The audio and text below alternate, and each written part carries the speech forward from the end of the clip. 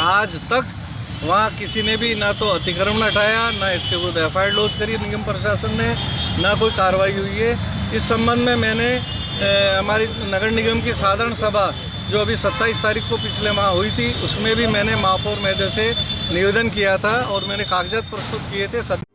Emergency condition में कोई आपके साथ हो ना हो, Sanjeevani multi speciality hospital and trauma centre हमेशा आपके साथ है। 24 घंटे इमरजेंसी सेवाएं और सभी टीपी एवं मुख्यमंत्री आयुष्मान योजना द्वारा कैशलेस इलाज उपलब्ध। संजीवनी हॉस्पिटल, सिविल लाइंस, अजमेर। धरना क्यों देना पड़ा? वार्ड संख्या 72 जहाँ से मैं निर्वाचित पार्षद हूँ, वहाँ खसरा नंबर 2647 जो कि जमाबंदी में नगर सुधार न्यास के नाम से दर्ज है और आम रास्ता है, उस खसरे में जाली दस्तावेज बना करके और पिछले साल 2023 में मई जून में किसी शख्स ने यहाँ नक्शा पास करवा लिया। मेरे द्वारा वार्ड वालों ने बताया, मैंने शिकायत करी तो जुलाई 2023 में वो नक्शा खारिज कर दिया गया। यानी नगर निगम प्रशासन ने भी ये मान लिया कि अगले ने दस्तावेज गलत दिए थे और सरकारी भूमि है, उसमें नक्शा पास कराया था, खारिज हो गया। तब मैंने आयुक्त महोदय से निवेदन किया लिखित में कि ऐसा शख्स जिसने यहाँ जाली दस्तावेज प्रस्तुत किए हैं, इसके विरुद्ध एफआईआर लॉन्च कराई जाए।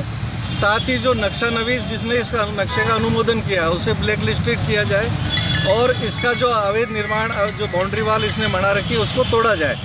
लेकिन अफसोस के साथ कहना पड़ रहा है कि 15-16 माह होने के पश्चात भी आज तक वहाँ किसी ने भी ना तो अतिक्रमण हटाया, ना इसके विरुद्ध एफआईआर लॉन्च करी निगम प्रशासन ने, ना कोई कार्रवाई हुई है। इस संबंध में मैंने हमारी नगर निगम की साधारण सभा जो अभी 27 तारीख को पिछले माह हुई थी, उसमें भी मैंने महापौर महोदय से निवेदन किया था और मैंने कागजात प्रस्तुत किए थे सदन में। और मैंने वहाँ पे ये निवेदन किया था कि अगर अब भी कोई कार्रवाई नहीं होती तो मैं 15 दिवस पश्चात यहाँ पे सत्याग्रह और धरना जारी करूँगा।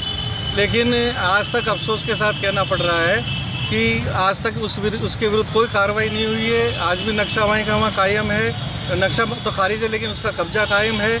और शायद निगम प्रशासन जो हमारे अवैध निर्माण प्रभारी हैं, जो 8 महीने से लगातार एक ही शख्स प्रभारी है, अधिकारी, तो उस आदमी को मैंने 50 बार अधिकारी जी से निवेदन कर चुका हूँ, लिखित में कर चुका हूँ, लेकिन वो शायद ये इंतजार कर रहे हैं कि कब कोर्ट से वो स्टे लिया हुए। जो आदमी जाली दस्तावेज से नक्शा पास करा सकता है तो कोर्ट से भी दस्तावेज लगा करके ला सकता है, लेकिन आज तक उन्होंने उसके विरुद्ध कोई कार्रवाई नहीं करी। अब मजबूर होके मुझे आज यहाँ सत्याग्रह पे धरने पे बैठना पड़ा है ताकि नगर निगम की, मेरी वार्ड नंबर 72 की जो जगह है वो अतिक्रमण से मुक्त हो जाए।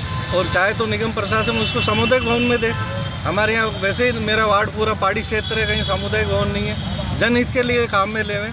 लेकिन पता नहीं अधिकारी जो हमारे प्रभारी अधिकारी हैं उनकी क्या सोच है, इस पर वो मजबूर होकर मेरे साथियों के साथ आज मुझे बैठना पड़ रहा है। सभी साथी मेरा सहयोग कर रहे हैं, इनकी सहयोग से और मैं जब तक संघर्ष करता रहूँगा जब तक कि कोई न कोई कार्रवाई ना हो। आप नगर निगम के उपायुक्त भी रह चुके हैं, उसके बावजूद इतनी लापरवाही है तो आप सही कह रहे हैं कि मुझे अपने आप पे कई बार शर्म आती है कि मैं जिस संस्थान में 20 साल मैंने यहाँ सर्विस किया और मैं अधिकारी रूप में रहा हूँ और ये यहाँ मैं निगम के अधिकारी, अगर उनके दिमाग में ये है कि पिछले 4 साल से कोई अधिनियम म्यूनिसिपल एक्ट 2009 तो चेंज हुआ नहीं है, वही अधिनियम था और हो सकता है कि उनसे ज़्यादा हमें जानकारी है अधिनियम और धाराओं की, लेकिन वो किसी न किसी झूठी सांची धाराओं के साथ कभी कहते हैं नगर सुधार न्यास किए वो करेगा। अरे भाई, म्यूनिसिपल एक्ट 2000 में 245 धारा में स्पष्ट लिखा है कि जब सरकारी भूमि का अतिक्रमण है तो चाहे वो निगम में नियत है या नहीं है, निगम का दायित्व है उस अतिक्रमण को हटाना, लेकिन ये एक दूसरे पे टाल रहे हैं। कैसे भी इनकी सोच ये है कि कैसे भी उस भूमाफिया को कोई ना कोई फ़ायदा मिले। कौन है भूमाफिया?